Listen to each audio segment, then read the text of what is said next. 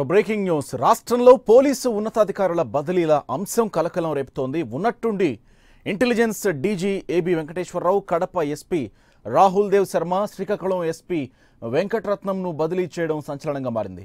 ఎన్నికలకు 2 వారాల ముందు ఈసీ ఈ నిర్ణయం తీసుకోవడంపై అధికార పార్టీ ఆగ్రహం వ్యక్తం చేస్తోంది. ఈసీ నిర్ణయంపై తెలుగుదేశం పార్టీ అభ్యంతరం వ్యక్తం చేస్తోంది. కేవలం రాజకీయ కక్ష సాధింపుతోనే ఐపీఎస్ అధికారులను బదిలీ చేసిందని టీడీపీ నేతలు ఆరోపిస్తున్నారు. అధికారులపై ఫిర్యాదులు వస్తే వారి నుంచి కనీస వివరణ కూడా తీసుకోకుండా బదిలీ చేయడాన్ని టీడీపీ నేతలు ప్రశ్నిస్తున్నారు. ఈసీ నిర్ణయం ఏకపక్షంగా ఉందంటున్నారు.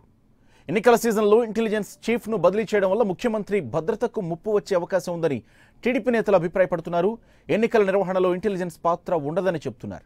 చంద్రబాబును స్వేచ్ఛగా తిరగనివ్వకుండా చేసేందుకే కేంద్రం ఈ బదిలీలు చేపట్టిందన్న విమర్శలు వస్తున్నాయి. దీనిపై న్యాయ పోరాటం చేసే యోచనలో టీడీపీ ఉన్నట్లు తెలుస్తోంది.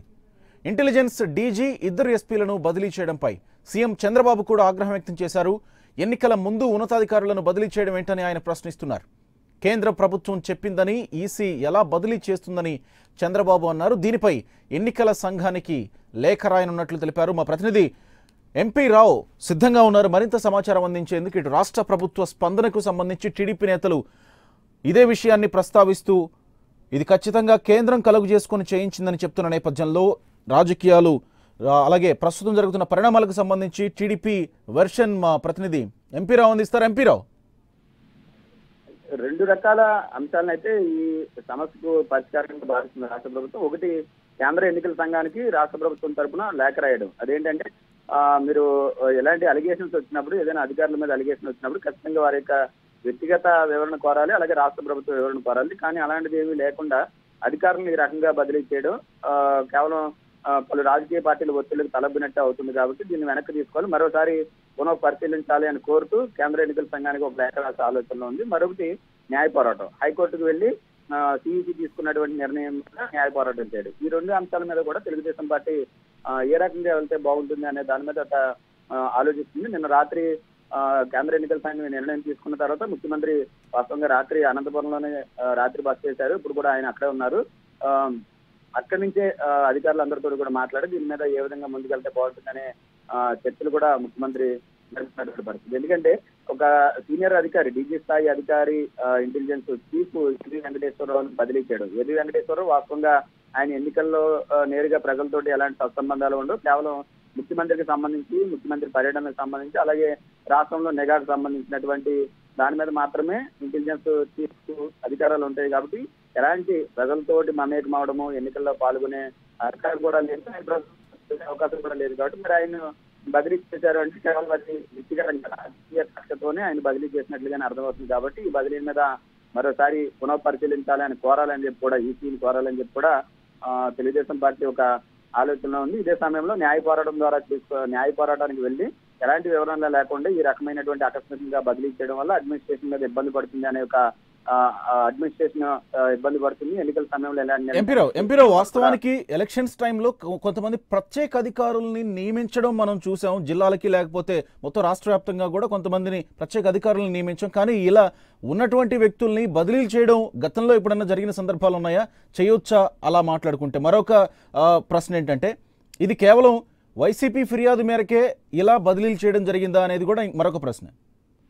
అంటే మీరు చెప్పినట్టుగా 2 అంశాలు, బదిలీ చేసే హక్కు కేంద్ర ఎన్నికల సంఘానికి ఉంటుంది. ఎందుకంటే ఏదైనా రాష్ట్రంలో ఎన్నికలు జరుగుతున్నటువంటి సమయంలో రాష్ట్ర ప్రభుత్వానికి ఎలాంటి అధికారాలు ఉండవు. ఏదైనా సివిల్ సర్వెంట్స్, ఐఏఎస్లు కానీ ఐపీఎస్లు కానీ బదిలీ చేయాలంటే పూర్తి స్థాయి హక్కులన్నీ కూడా, అధికారం అంతా కూడా కేంద్ర ఎన్నికల సంఘానికి ఉంటుంది. కేంద్ర ఎన్నికల సంఘం ఆదేశాల మేరకు రాష్ట్ర ప్రధాన కార్యదర్శి పనిచేయాల్సి ఉంటుంది. దాంట్లో భాగంగానే గతంలోనే శ్రీకాకుళం జిల్లా collector model code of conduct ఎన్నికల కోడ్ అమల్లోకి రాకముందే శ్రీకాకుళం కలెక్టర్ రామారావు మీద బదిలీ వేటు వేసింది. ఆయన శ్రీకాకుళం కలెక్టర్ గా వెళ్లిన వారం రోజుల్లోనే కేంద్ర ఎన్నికల సంఘం అధికారులు విజయవాడ వచ్చారు. ఆ సందర్భంగా కలెక్టర్లతో సమావేశం ఏర్పాటు చేశారు. కేంద్ర ఎన్నికల సంఘం అడిగినటువంటి పలు ప్రశ్నలకు రామారావు సరైన సమాధానం చెప్పలేదనే కారణంతో ఆయన శ్రీకాకుళం కలెక్టర్ గా వెళ్ళినటువంటి కేవలం వారం రోజుల్లోనే ఆయన బదిలీ చేయాలని చెప్పి రాష్ట్ర ప్రభుత్వానికి ఆదేశాలు పంపించారు. అన్ని రామారావును శ్రీకాకుళం కలెక్టర్ నుంచి బదిలీ చేసి వేరే చోటుకి పంపించారు.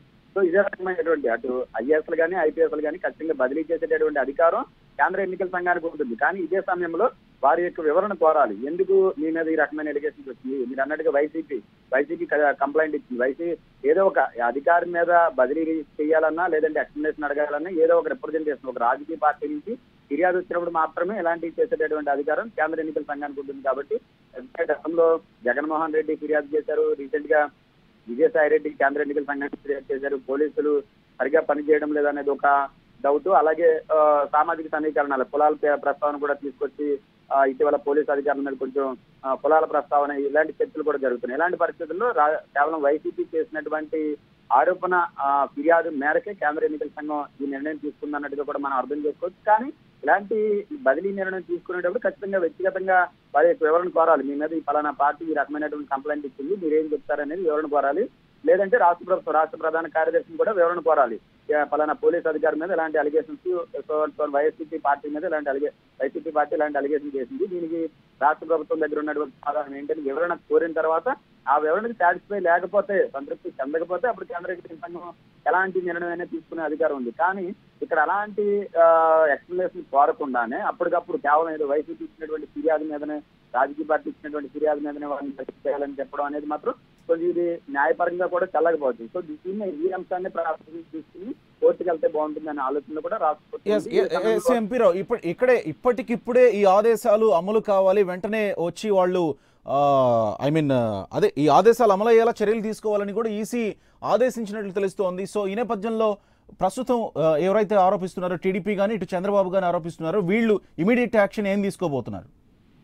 అంటే ఆల్రెడీ కేంద్ర ఎన్నికల సంఘం ఇటువంటి ఆదేశాలు జారీ చేసిన తక్షణం రాష్ట్ర ప్రభుత్వ ప్రధాన కార్యదర్శి అమలు చేయాల్సి ఉంటుంది. దాంట్లో భాగంగానే నిన్న రాత్రి 10 గంటలకు కేంద్ర ఎన్నికల సంఘం నుంచి రాష్ట్ర ప్రభుత్వానికి దీనికి సంబంధించినటువంటి లెటర్ కూడా అందింది. ఆ వెంటనే ఈ ముగ్గురు అధికారులను కూడా బదిలీ చేస్తూ రాత్రి 2 గంటలకు ప్రభుత్వ ప్రధాన కార్యదర్శి సునీత జీవో కూడా జారీ చేశారు. వీరి యొక్క ప్రస్తుతానికి అయితే ఇన్ఛార్జి బాధ్యతలు వీరి తర్వాత ఉన్నటువంటి సీనియర్ అధికారులకు అప్పగించారు. అయితే దీంట్లో ప్రాసెస్ లో భాగంగా ఈ సపోజ్ ఏపీ వెంకటేశ్వరరావు గారి ప్లేస్ లో ఎవరినైనా నియమించాలంటే ఆ తర్వాత ఉన్నటువంటి సీనియర్ ముగ్గురు అధికారుల పేర్లు కేంద్ర ఎన్నికల సంఘానికి పంపిస్తే కేంద్ర ఎన్నికల సంఘం వారిలో ఒకరిని నియమిస్తుంది. ఆయన ఇంటెలిజెన్స్ చీఫ్ గా ఎన్నికలు అయ్యే వరకు కూడా ఆయన ఇంటెలిజెన్స్ చీఫ్ గా వ్యవహరిస్తారు. అదేవిధంగా ఎస్పీల విషయంలో కూడా అదే రకమైనటువంటి నిర్ణయం తీసుకుంది. కానీ రాష్ట్ర ప్రభుత్వం మాత్రం ఇంకా ప్రస్తుతానికి అయితే ఇప్పుడైతే రాష్ట్ర ప్రభుత్వం చేసేది ఏమీ లేదు. అయితే కేంద్ర ఎన్నికల సంఘం మరొకసారి లెటర్ రాయడం లేదంటే న్యాయపరంగా వెళ్ళడం తప్ప కేంద్ర ఎన్నికల సంఘం ఆదేశాలు బ్యాకప్ చేసి వారిని మేము రిమూవ్ చేయము, సర్వీసులను కొనసాగించడం అనే అధికారం అయితే రాష్ట్ర ప్రభుత్వానికి ఎక్కడా లేదు. కాబట్టి ఎంపీరావు ఈ విషయాన్ని ఖచ్చితంగా పార్టీలు అయితే రాజకీయం చేస్తున్నాయి, కానీ ఈసీ నుంచి ఏమన్నా వివరణతో కూడినటువంటి వివరణ ఏమన్నా వచ్చిందా? అంటే దీనికి సంబంధించి ఎందుకు మారుస్తున్నాం, ఎందుకు బదిలీలు చేస్తున్నాం అనే దానికి సంబంధించి అంటే ఇప్పటివరకు అయితే బదిలీకి కారణం సరైనటువంటి రీజన్ లేదు. నిన్న రాత్రి రాష్ట్ర ప్రధాన ఎన్నికల అధికారి ద్వివేది కూడా ఈ అంశం మీద ఒక మెసేజ్ కూడా రిలీజ్ చేశారు. కేంద్ర ఎన్నికల సంఘం ఆదేశాల ప్రకారం ఈ ముగ్గురిని కూడా తొలగిస్తూ కేంద్రం నిర్ణయం తీసుకుంది అన్నారు తప్ప అలా ఏదైనా రాజకీయ పార్టీ ఇచ్చినటువంటి నిర్ణయం రిప్రజెంటేషన్ మేరకు తొలగిస్తున్నామా లేదంటే వేరే కారణాలు ఏమైనా ఉన్నాయనేది ఖచ్చితమైనటువంటి సమాచారం లేదు. రాష్ట్ర ప్రభుత్వం కూడా సరైనటువంటి సమాచారం లేదు. కేవలం వీరందరినీ కూడా ఈ ముగ్గురు అధికారులను తప్పించాలని మాత్రమే కేంద్ర ఎన్నికల సంఘం ఇచ్చింది. సో దాని మీదే ఈ రోజు వివరణ కోరే అవకాశం ఉంది. ఎందుకు మీరు తప్పించాలని ఆర్డర్ చేశారు అన్నది అడిగే అవకాశం ఉంది. Right Rao, thank you.